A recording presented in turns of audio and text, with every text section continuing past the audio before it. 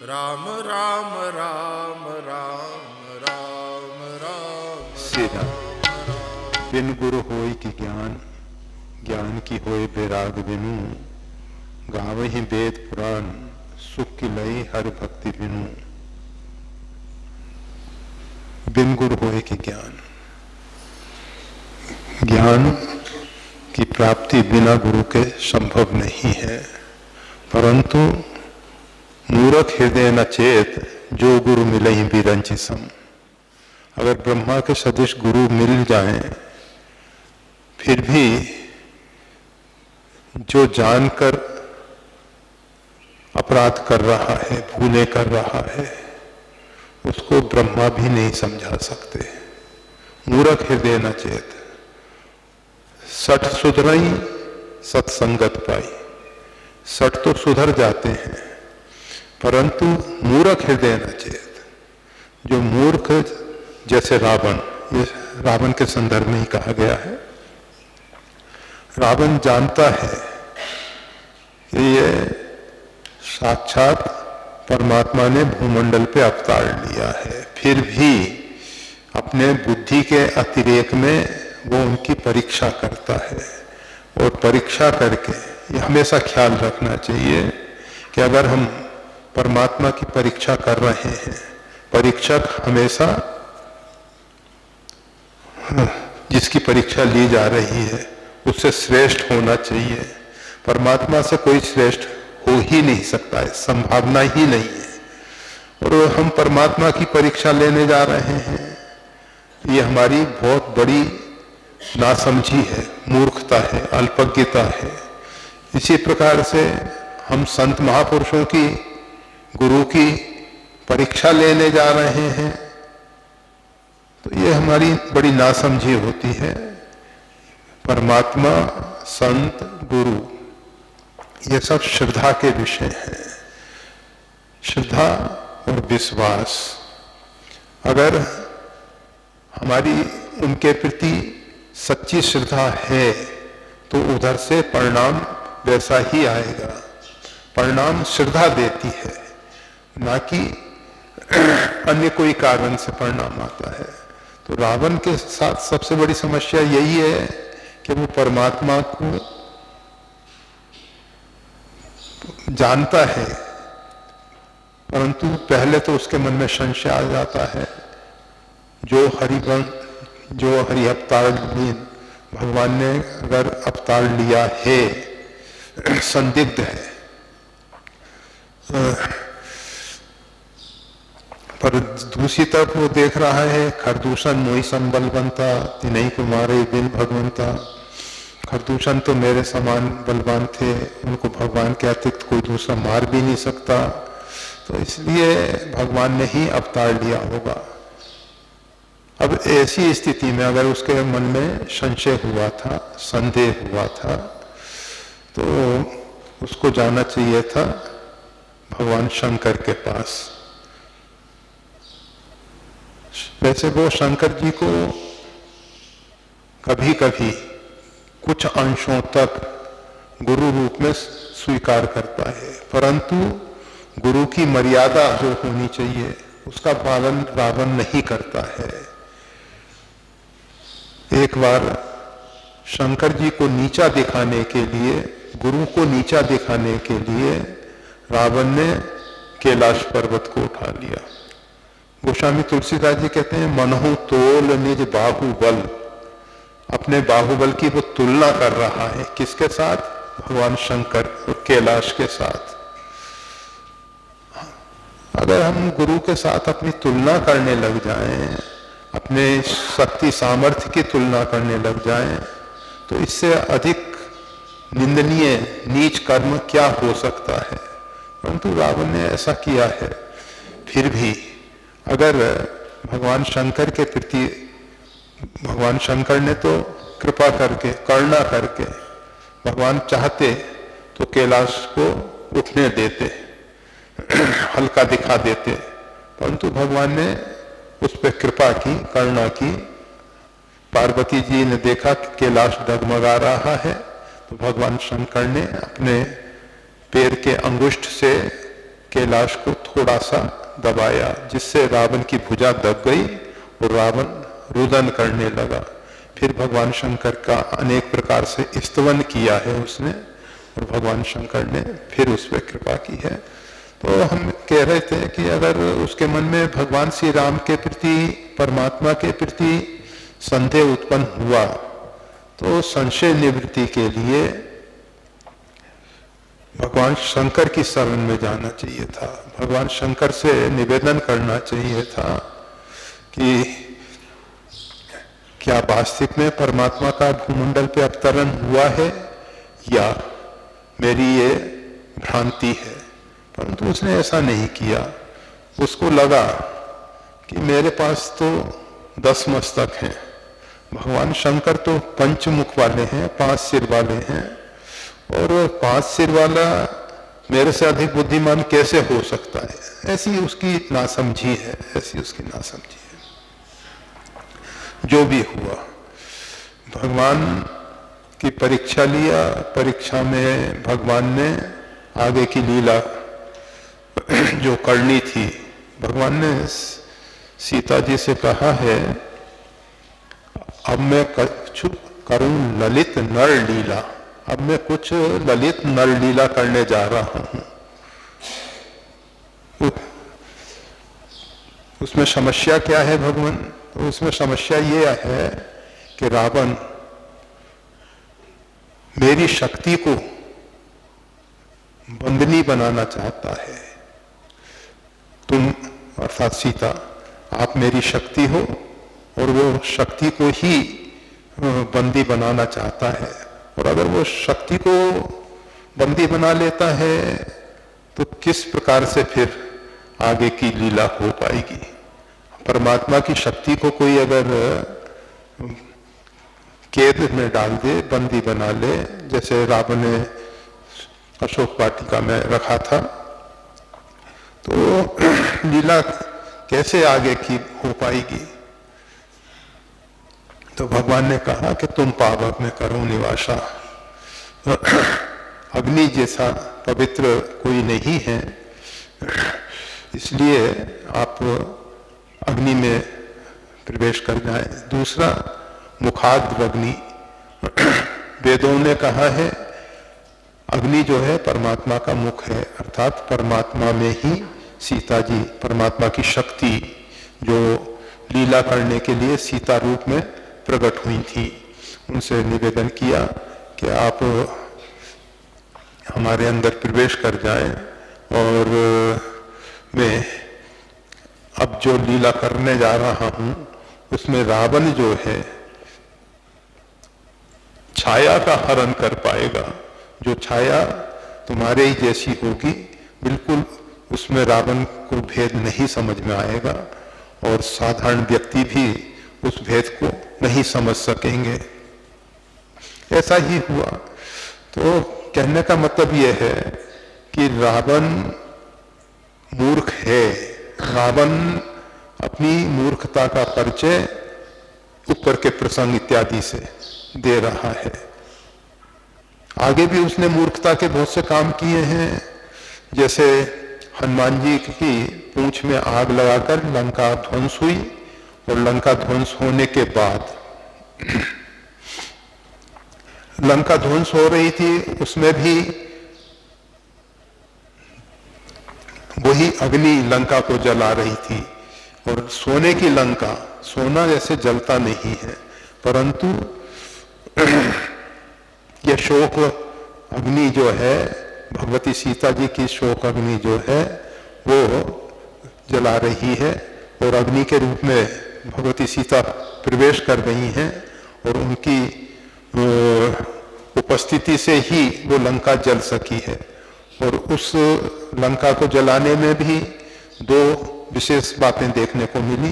एक तो विभीषण का घर नहीं जलाया गया, दूसरा हनुमान जी की पूंछ में किसी भी प्रकार की मतलब एक रोम भी नहीं जल पाया। तो अगर साधारण अग्नि होती तो वो विभीषण का घर भी जला देती, और हनुमान जी की पूंछ में भी कुछ ना कुछ आघात तो पहुंचता ही। परंतु ऐसा नहीं हुआ। तो रावण ने देखा कि श्री आंजनेय ने लंका जलाई और रावण ने, कवितावली रामायण में आया है कि मेघों को बुलाया कि जिससे कि प्रलयकारी जो मेघ हैं वृष्टि करें और उस वृष्टि से ये अग्नि शांत हो जाए। परंतु वो वृष्टि से अग्नि और भड़क उठी और प्रज्वलित हो गई। जैसे घी की आहुति पड़ने से अग्नि और प्रज्वलित होती है, उसी प्रकार से घटना घट। तो रावण ने ये सब देखा है, फिर भी वो भगवान श्री राम के साथ विरोध करके, युद्ध करके, और जो भी अपने पूरे परिवार को मरवा दिया, पूरी लंका के समृद्धि को नष्ट कर दिया। ठीक है, तो वो मूर्ख है। तो अगर ऐसे मूर्ख व्यक्ति के लिए हनुमान जी ने उपदेश दिया, 19 बार रावण को उपदेश दिया गया है, परंतु वो उपदेश रावण के लिए उपयोगी सिद्ध नहीं हुआ। लाग और उपदेश किसी भी प्रकार से उपदेश लगा नहीं। तो हम ये कह रहे थे बिन गुर होय की ज्ञान।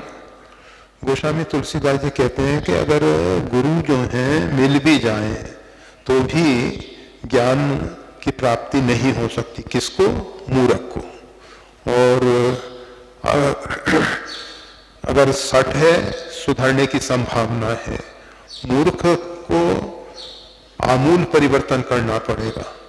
अगर वो अपने आप में आमूल परिवर्तन नहीं करता है तो उसका सुधरना कठिन है। गोस्वामी तुलसीदास जी कहते हैं ज्ञान की होई बैराग्य बिनु। अगर बैराग्य नहीं है तो ज्ञान होना बड़ा कठिन है। गुरु मिले और साधक के हृदय में पूर्ण बैराग्य होना चाहिए। जैसे सूखा काष्ठ है, सूखी लकड़ी है, उसमें थोड़ी सी भी अग्नि छोड़ी जाएगी तो वो अग्नि पकड़ के प्रज्वलित हो जाएगा।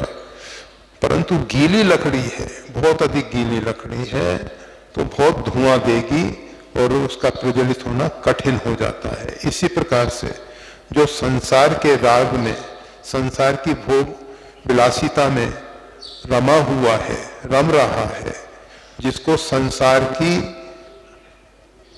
भोग विलासिता ही प्रिय है, ऐसे व्यक्ति को गुरुदेव भी ज्ञान नहीं दे सकते हैं। बैराग्य का मतलब किसी भी प्रकार से भोग विलासिताओं से उपराम होकर परमात्मा में अनुराग हो, तभी जाके बैराग्य सार्थक होता है। और जब तक संसार से बैराग न हो, परमात्मा में अनुराग न हो, तब तक गुरुदेव भी ज्ञान नहीं दे सकते हैं। ये एक सैद्धांतिक बात है। तो केवल अगर हमको गुरु प्राप्ति के बाद भी बोध की प्राप्ति नहीं हो रही है तो ऐसी परिस्थिति में हमको अपने अंदर अपनी कमियों को खोजना चाहिए कि किन कमियों के कारण गुरुदेव का ज्ञान हमारे हृदय में घटित नहीं हो रहा है। गुरुदेव जो हमको बोध दे रहे हैं, जो समझ दे रहे हैं। देखते हैं आप सब सत्संग में आते हो, सत्संग में बैठते हो, रामायण के पाठ करते हो, रामचरितमानस का पाठ हो रहा है सब, परंतु मोह आसक्ति का त्याग नहीं हो पाता है। तो ऐसी स्थिति में जो ज्ञान है वो प्राप्त नहीं हो पाता। और जो भक्ति है, भक्ति को भूषण ज्ञान है। अगर भक्ति में ज्ञान का अभाव है तो भक्ति सुशोभित नहीं होती है। श्रीमद् भागवत के महात्म्य में आया है ज्ञान वैराग्य जो है भक्ति की संतान है। वैसे मानस में गोस्वामी तुलसीदास जी भी कहते हैं तेहि आधीन ज्ञान विज्ञान। भक्ति के अधीन है ज्ञान और विज्ञान। परंतु भक्ति जब प्रसन्न होती है, जब ज्ञान और वैराग्य अपने आप में स्वस्थ होते हैं। जब ज्ञान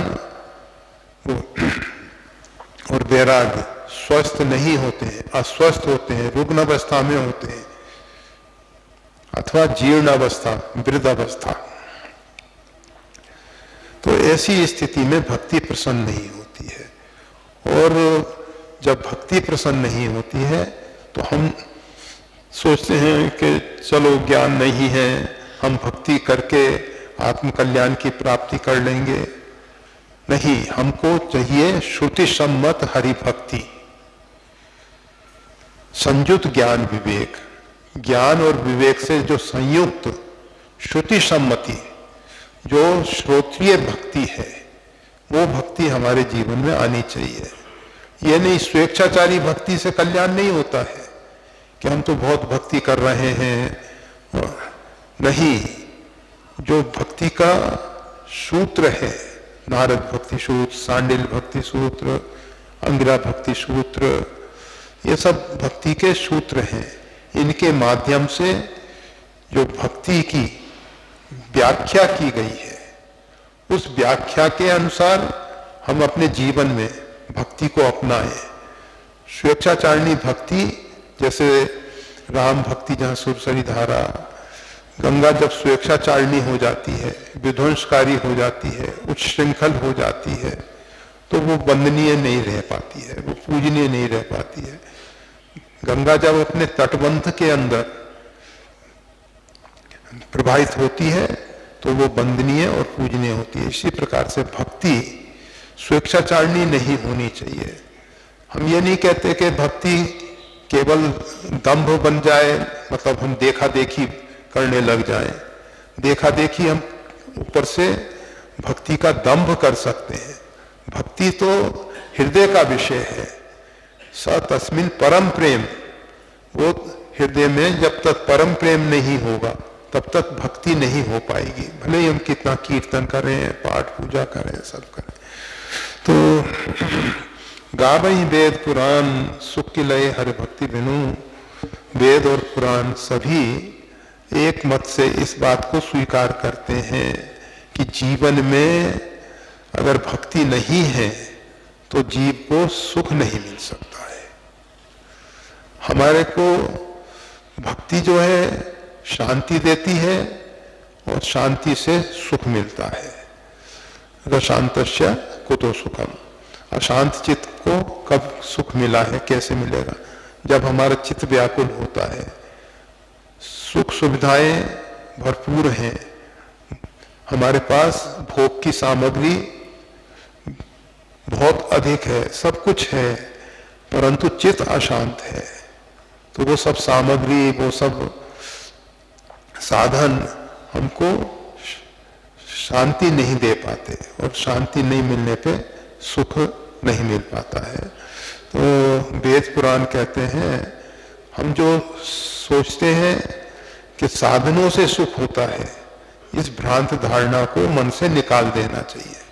ना तो धन से, ना पद प्रतिष्ठा से, ना परिवार से, इनसे सुख नहीं होता है।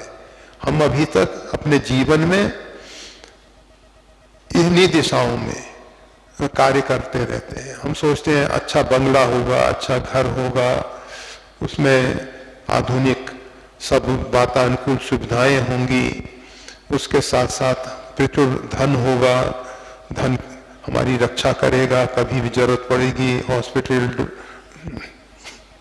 डॉक्टर के माध्यम से हम स्वस्थ हो जाएंगे। परंतु बेचारा डॉक्टर अथवा धन हमको स्वस्थ नहीं कर सकता है।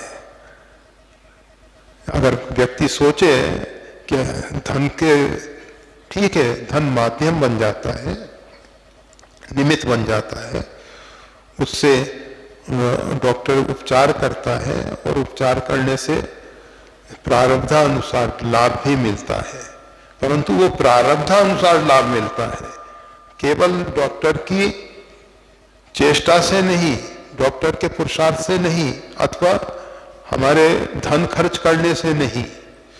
तो ये सब भ्रांत धारणाएं हमारे मन में आ गई हैं। हम बहुत उच्च पदासीन होंगे, सब हमारे अनुयायी हो जाएंगे, हम जैसा चाहेंगे वैसा कर सकेंगे, ऐसा अहंकार हमको और पतन की ओर ले जाता है, नरक में गिरा देता है। तो गावहि वेद पुराण, वेद और पुराण एक निर्णय दे रहे हैं।